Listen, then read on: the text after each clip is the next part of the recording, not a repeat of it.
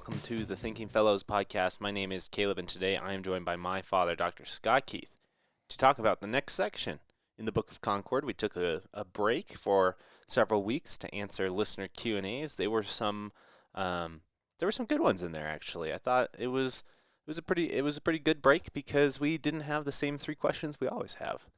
And not to offend people who ask those questions, but that wasn't offensive at all. Oops. But it is nice to get a little more diverse set of questions this time around. So sometimes the Q&A episodes are hard, not because we don't get enough emails, but because they're often the same sort of handful of questions on baptism and the Lord's Supper and the like. So to have some historical ones in there was great. To have some podcasting questions or like the use of things questions was also good. So it was a good set of Q&A. But we are now marching forward. And with that, a little bit of news. Adam Francisco will be coming back on the show. Bum, bum, bum. Yes. We got him some recording equipment, and he's been out of town.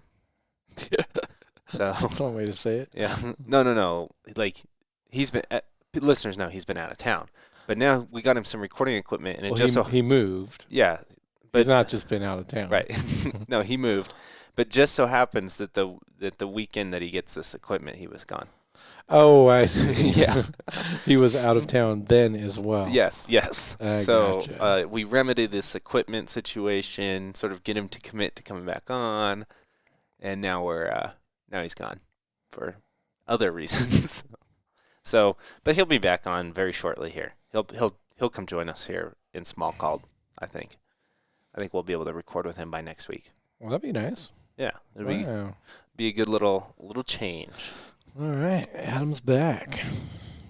If he can figure out how to press the record button, I think Adam won't be back for a couple months. Yeah. So we were talking about where do we go next? We've been going chronologically in the way that these confessions were published. The only real change I think that brings about is the location of the Small and Large Catechism. Correct. Really, right? Correct. As first, instead of towards the end. Correct. And because once you hit Augsburg and the Apology, those sort of have a natural flow inside of there. And now if you're following along in a Book of Concord, you'll see that the next confession outside of here are the Smalcald articles. And so I think that's just where we're going to be able to go. But you were talking about introducing Smalcald and the power and primacy of the Pope together. Well, I was talking about sort of introducing the time period between the writing of the Apology, so 15, and the Augsburg Confession, so 1530, 1531, and what leads to the writing of both Smalcald articles and Melanchthon's tract on the power and primacy of the Pope.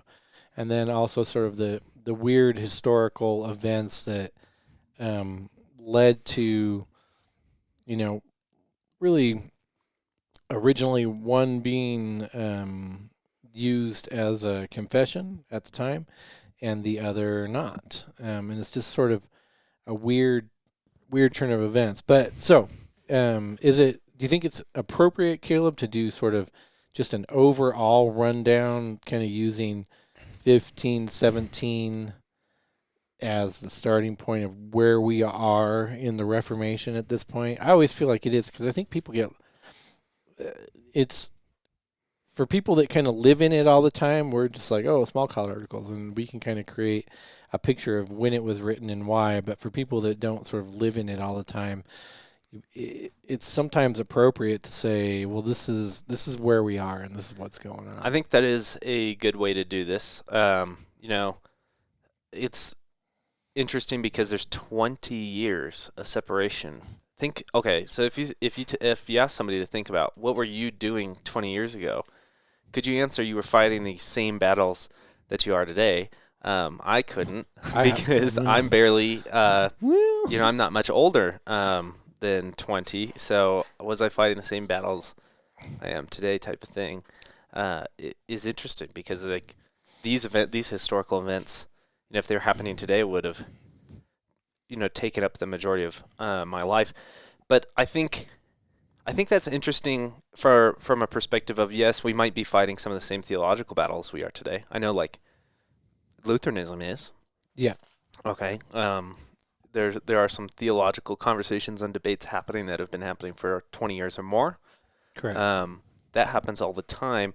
But if you think about people's work, like if you were to ask you or me, are you doing vocationally the same thing? Is this a product of what you were doing 20 years ago?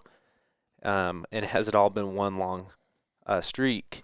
You'd have to put that together. You'd have to piece that together differently, right? So, 20 years ago,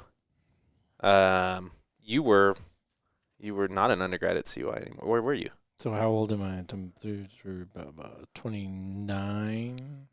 I'd have been 20, Yeah, 29. 29. Yeah, we would have just moved to Carson City. Right. So like one era of doing things completely ended at that period of time, right? Yeah, for the most part. Yeah, you went from undergrad to a master's program to working at a Lutheran camp to then working for the city of Carson City. Correct, yeah. For 10 years, 8 years. 8 years. 8 years. Right. And when we think about this journey of 1517 to 1527 here, Luther's fighting the Pope the whole time. The whole time. Right. That's funny. So, I mean, that's a very interesting circumstance because I think that's what happens when you're the guy setting the stage of what's happening in world history at the moment. Yeah, absolutely. And that's something I think important to remember about what's going on here with Smalcald is that this has implications all the way back to the very first things Luther writes or disputes 20 years previously. And he's still accusing the same people of similar things 20 years later. And being accused. Yeah, 20 years same later. Thing 20 years later. And so now we're starting to, I think Smalcald is a good place because now we're starting to see that like when 20 years of this happens inside of an empire, there's now political implications. And Smalcald is like there are some really large political implications happening with Smalcald and the post-Augsburg Confession Church. Right. So I think when you look at all of this, again, this is indeed 20 years after Luther pens the 95 Theses and posts them to the door of the Castle Church in Wittenberg. It's 7 years after the writing of the Augsburg Confession.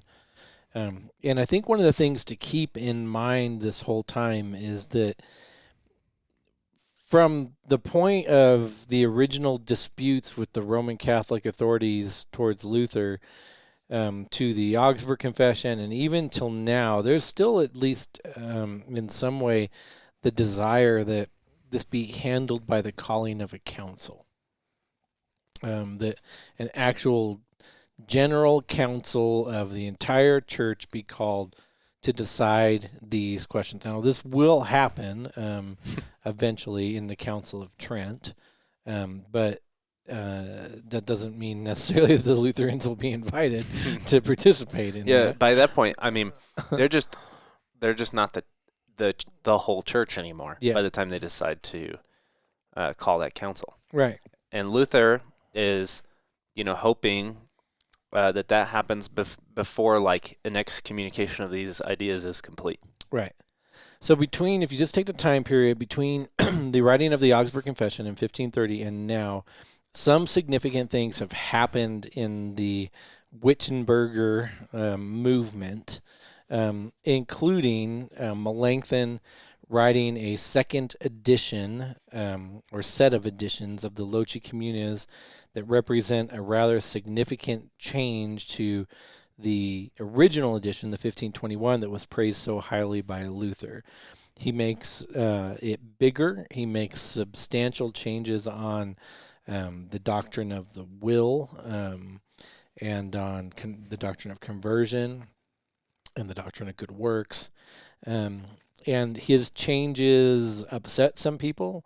Some people don't understand what he's saying. Some people take what he's saying without a good understanding and say he's saying something else that he's not saying. And then honestly, this sort of perception of Melanchthon's 1535 set of lochies persists to this day in a lot of ways.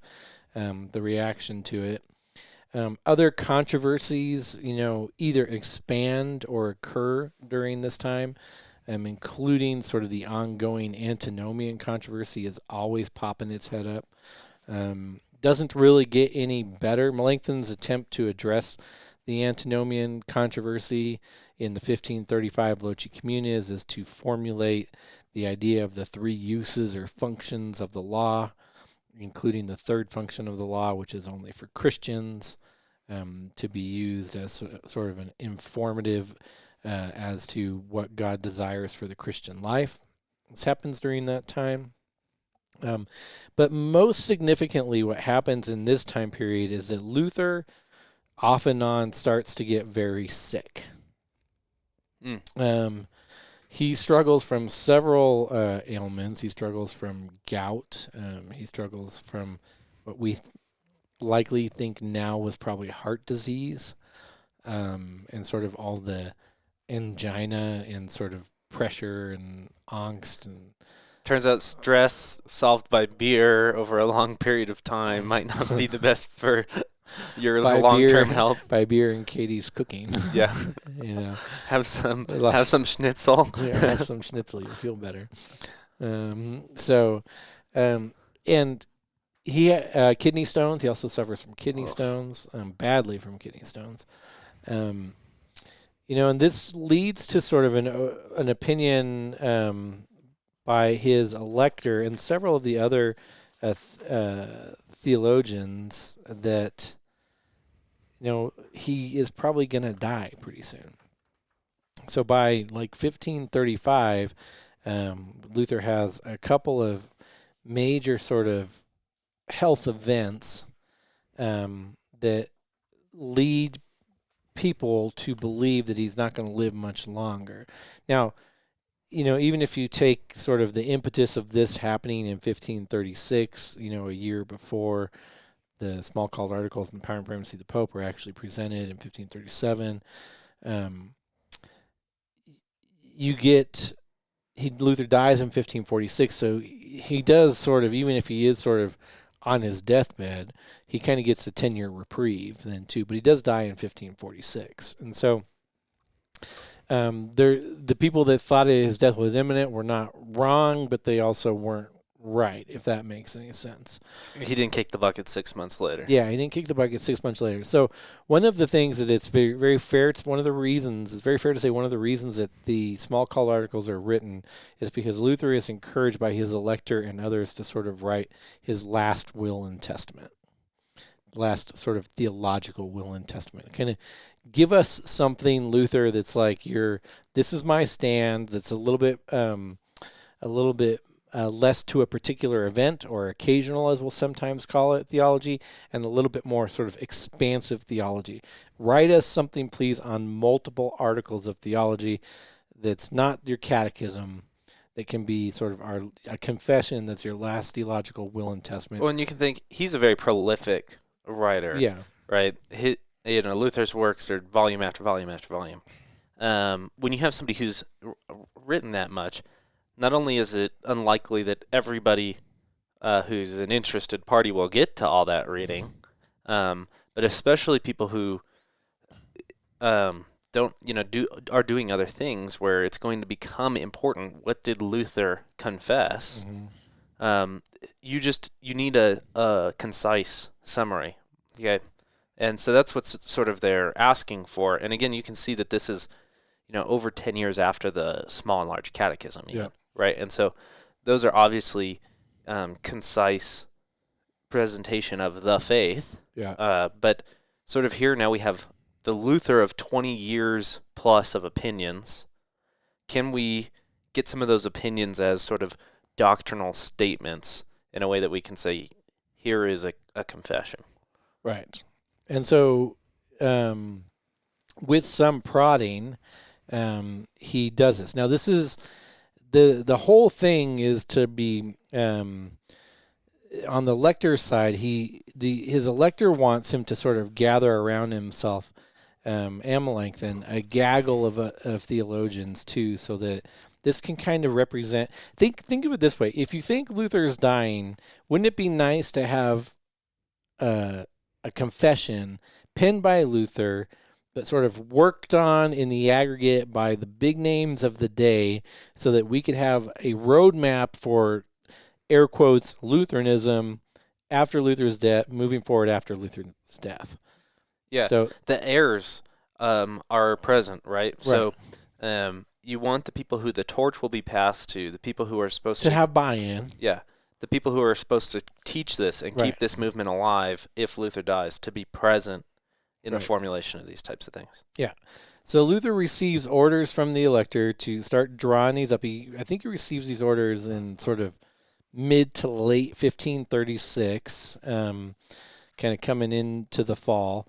And then he writes stuff up and he submits it to some names that you would probably be somewhat familiar with, to Melanchthon, to Justus Jonas, or Eustace Jonas, who was Luther's pastor, confidant, and Luther's great translator, too.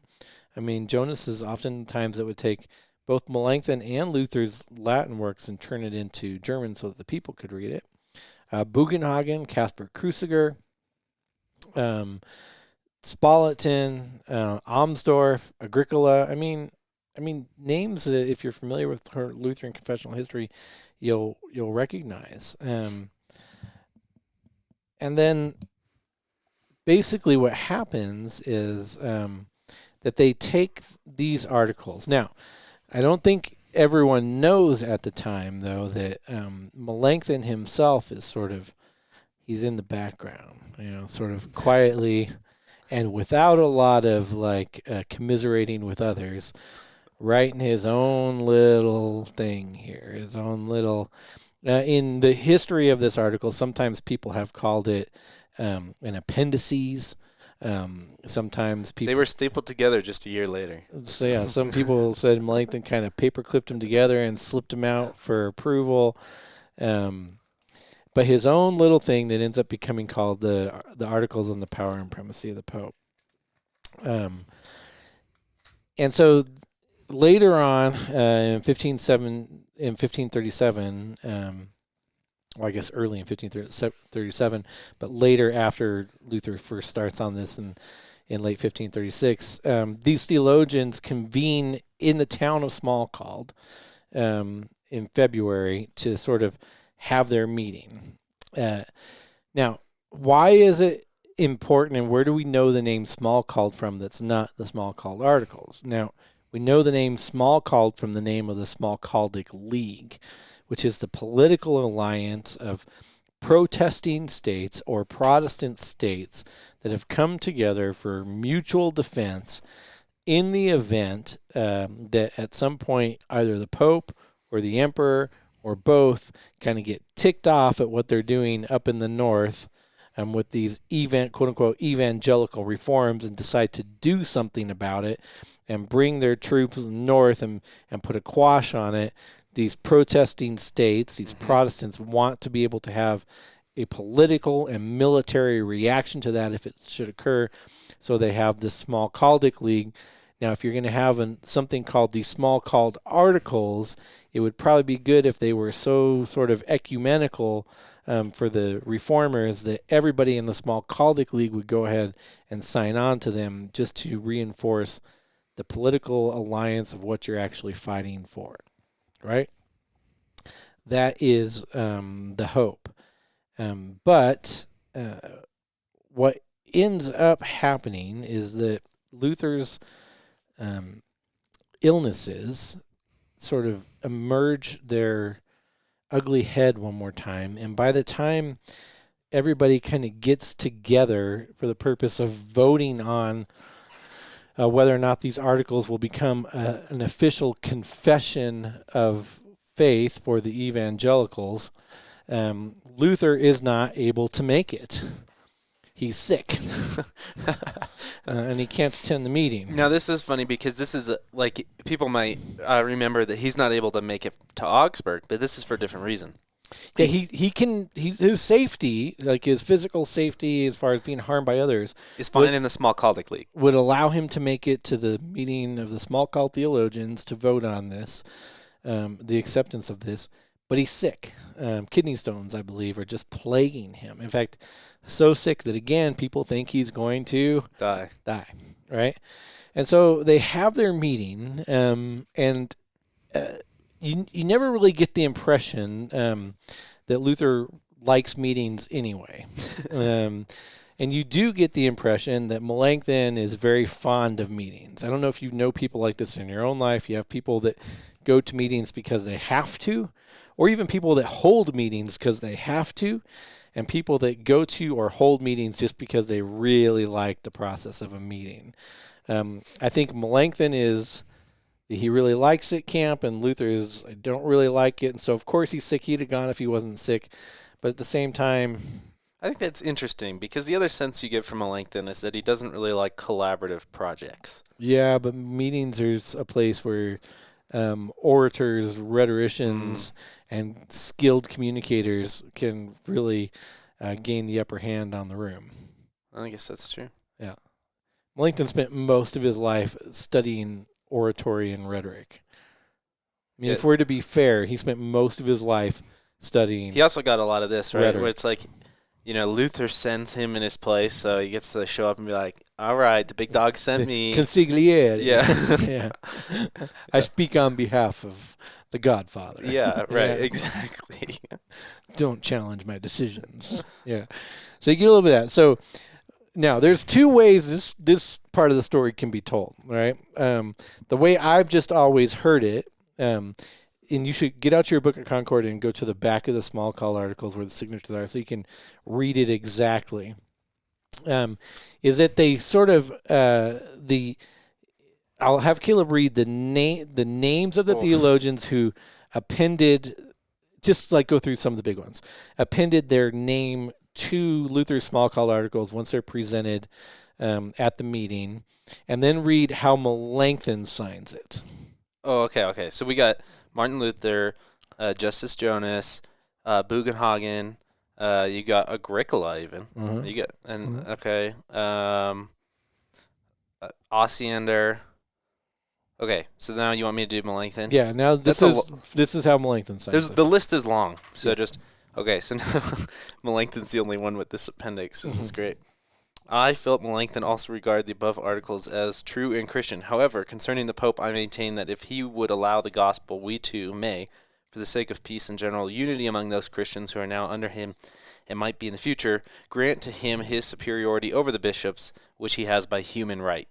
Right. So Melanchthon says these are great, but really he could have been clearer on this one point. This actually reads like, hey, this is really good, except the Smalcaldic League might lose in a confrontation, and in the case where they lose, I think I want it stated that. The Pope doesn't have this authority by scriptural mandate, divine mandate, but by human right. The bishops, would submit to him. So take that, and now, so this is all signed up, ready to go to the meeting with the signatures for approval by the theologians in attendance at the meeting to become an actual confessional document or not. Now, like I said, this story goes one of two ways. The way I had heard it for years and years and years is simply that when it was presented, Melanchthon not only presented Luther's Smalcald articles, but said, hey, I read these, and I noticed that he wasn't so, as my signature says, I noticed that he wasn't so clear on the power of bishops, and so check this out. I wrote a little something to add on to it. We'll just call it, I don't know, on the articles concerning the power and primacy of the Pope, that we can add to this, and that it'll be good too, and that if we take these two things together, that we'll actually have a pretty good document here and a pretty good path forward. Okay? Yeah. Now, I've also heard the way that Jim Nestigan describes this meeting from his research, which is basically that Melanchthon, being the shrewd politician that he was, went to the meeting with the distinct purpose of undermining Luther's efforts, and was able through essentially what you might call, if you've ever attended like an official meeting in our day, sort of the skilled use of Robert's Rules of Orders to take Smalcald articles off the table so that they weren't even voted on, and to only have the thing that he wrote, the Power and Primacy of the Pope, available for voting.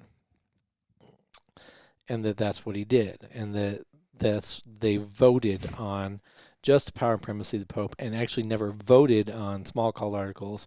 And so that at the meeting, the Smalcald articles literally never became a confessional document. They didn't actually. They started to be used in the church, and became confessional. In a way that we would probably use that in the Lutheran Church, more along or much closer to the adoption of the Book of Concord in 1580. Right. So. Now, there's always stuff when you do these things. There's always stuff with additions, right? And there's thought to be 2 editions of the Smalcald articles. I don't know how much that matters. The Melanchthon's article on the Tract of the Power and Primacy of the Pope, presents essentially the same thoughts Luther did, but just sort of on the articles of the papacy, whereas Smalcald gets beyond that. Smalcald gets into lots of stuff. Right. It's a more sort of, it's not a large document, but it's more expansive. Sort of the table of contents is more expansive as to what it covers. What's interesting is like the footnote that you read from Melanchthon and his signature in Smalcald is sort of like asterisk. The Pope could be a legitimate human authority under certain circumstances, right? But the Power and Primacy of the Pope sort of reads like, me and my homies hate the Pope. Like, sort of like, like we don't jive with the Pope. It's strong. It's some of the strongest language Melanchthon uses. Yeah, which is ironic because some of the criticism with it is that it's conciliarist. It's really not conciliarist at all. He's pretty harsh. He's pretty harsh, with the exception that he acknowledges what he acknowledges in his signature to the Smalcald articles, which is basically, if you were to say it bluntly, that if the bishops were to do their job, which is to essentially ordain pastors and place them in congregations, that they would that the evangelical churches would acknowledge their authority to do that by human right, but not by divine right. I also in think other words, it's a good order argument. It is also interesting here is like if we look at his footnote, if the Pope would allow the gospel, so if the Pope were to adopt, basically the Augsburg Confession, let's say then we should be one church again. That's sort of the sentiment here. Yep. And that means for Protestants who have now had 20 years, maybe 10 to 20, depending on time, you would have to forego some of that independence that you've adopted in the last 10, 20 years and submit yourselves back onto this human authority. Correct. And I mean, that's probably a good reminder of that it's a reformation and not. Yeah. I think the other thing to note here is that the writing of both Smalcald articles and the Power and Primacy of the Pope represents in a lot of ways a hiatus of confessional writing in the Lutheran Church that lasts 40 years. So and there's reasons for that. The big reason, accepted confessional writing. It doesn't actually represent a hiatus of confessional writing, but confessional writing that makes it into the Book of Concord. You go from here to to the late 1570s, 1577 to 1580, for the Formula of Concord, the Book of and the acceptance of the Book of Concord, and so you have a break here. Now that break is often is likely because of both Luther's death and the invasion of, you might just call, the lands that belong to the Smalcaldic League the year after his death, and then the interims after that, and then the chaos of the interims that doesn't quite get reconciled until the Peace of Augsburg in 1555.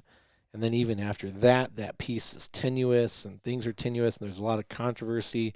Melanchthon dies in 1560, 5 years after the Peace of Augsburg. And then you have sort of the Melanchthon's controversies persisting with his students who fall on sort of two sides, the Gnasio side, the authentic Lutheran side, and the Philippists, who continue sort of, and crypto-Calvinists even, in the Lutheran Church, and these fights sort of continue until the writing of the Formula of Concord. And maybe they continue even to this day to some degree. Right. I think it would be important also in sort of this side note of, Smalcald articles not actually ending up being presented. Well, that's two. One is that they were presented and just not accepted. I actually like Luther's or Nestingen's explanation of this makes a little bit more sense because you can't imagine them sort of with all the signatures on them and everything being presented and not accepted. It's easier to imagine for me that sort of there was a bit of a political maneuvering, kind of Robert's Rules of Orders maneuvering, that they are tabled for discussion for another time, but hey, let's vote on these, on the PPP, the power and primacy of the Pope, and boom, it goes through. Now, that's also not to say, just to be careful here, that the Smalcald articles were not considered by some, if not many, as very confessional, way before they were put into the Book of Concord. Well, I'm just saying, if you're saying, a official sort of voting in, yeah. They make it into the Book of Concord. They make it into the Book of Concord without any with very much a, hey, it's kind of weird that these haven't been all along. Well, in the alternative presentation at the council was the Augsburg Confession and the Apology again.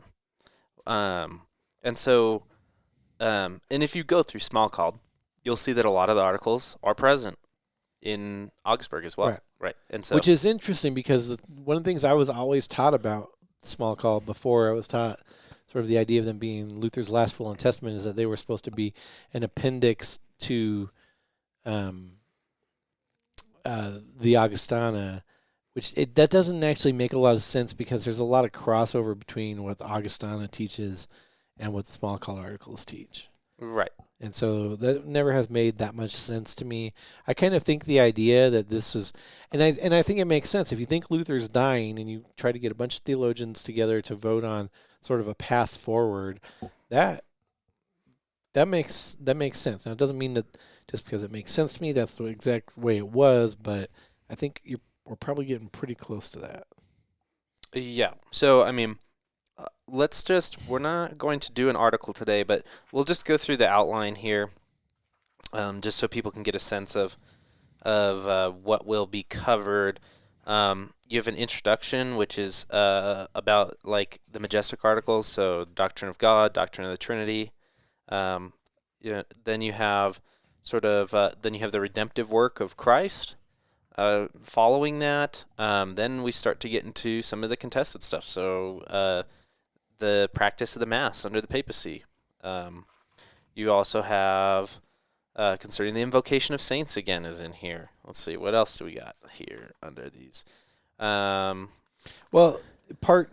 you really pick it up in part. So part one, like you said, is basically just, and I actually like how Smalcald is broken into parts. Right, is just an introduction. Part two is going to do articles in dispute, right? Some of which are dealt with in Augustana's articles in dispute. You have the Mass, chapters and cloisters, in other words, ascetic living, right? Mm-hmm. And on the papacy. Part three is the nitty gritty, right? You actually have, it's laid out very systematically. Article of sin, article of the law, article on repentance. Now, in a lot of ways, very much starting out with that sort of organization that's similar to Augsburg, where you're trying as fast as you can to get to justification, and then from justification, you're always looking back to justification in a lot of ways. So sin, the law, repentance, the gospel. Okay, how does one get the gospel? Baptism, Mm-hmm. sacrament of the altar, the keys, confession, and then you get into some more sort of very specific stuff, excommunication, ordination and the call of the marriage of priests of the church, how one is justified before God and good works. So again, kind of going back, monastic vows and human traditions. Now, the most sort of I always think one of the most interesting approaches that Luther has here is just his presentation on the gospel is awesome in here, and even on sort of how one gets the gospel is just really amazing. It's great. Yeah, I can't wait to go through these in depth in the next couple weeks. I think it'll be good. So hopefully that's enough to get people interested to stay with us. It's a great little confession. It just really is. My last note would be, like, we've talked about how, for our Lutheran friends and listeners here, most of them are probably familiar with the small catechism, and then a smaller group, but still a lot of people probably with the large catechism. Then a smaller group, but still probably a decent amount of people, Augsburg. Then we lose some people going to the apology, right? Not just listeners, but like you just lose maybe what you've learned at church, right? Or what you've done a Bible study on. And now when we get to Smalcald, I think we'll have lost the biggest chunk of people where a specific study of this document has probably not happened. No, this isn't one that you probably go over in church a lot. I mean, I think you probably lose what people go over in church, even at good, well-educated LCMS churches. You probably lose them after Augsburg Confession. I mean, it's kind of rare to have a church that maybe goes through the formula or something. That probably even going through the formula probably happens before. I was going to say, I think going through Smalcald. I think you probably lose a bunch of people at Smalcald. Yeah, a lot of people at Power and Primacy of the Pope, because what does that matter anymore? We're all Protestants anyway, right? And then you get to the formula and you get a chunk back because there is a certain amount of churches who are concerned with the formula. Yep. And sort of, as the Church of the Book of Concord now. And that's a defining moment. So yeah, looking forward to going through this. Hopefully that's enough to pique your interest. If you're reading through Smalcald for the first time, I would be interested to hear from you in an email just saying that, hey, I think I'm going to pick this up for the first time because of the show, or any other comments or questions you can feel free to send to us. You can go to 1517.org, and at the bottom of the page is a contact form, and if you hit the podcasts in the drop-down menu, those come to me. We also appreciate your ratings and reviews on Apple Podcasts. You can do that from your phone, your computer, or browser. I will put a link in the show notes. If you did a review several years ago, you can update those reviews, and those updates are even helpful. So thank you for that. We will catch you next time. Bye.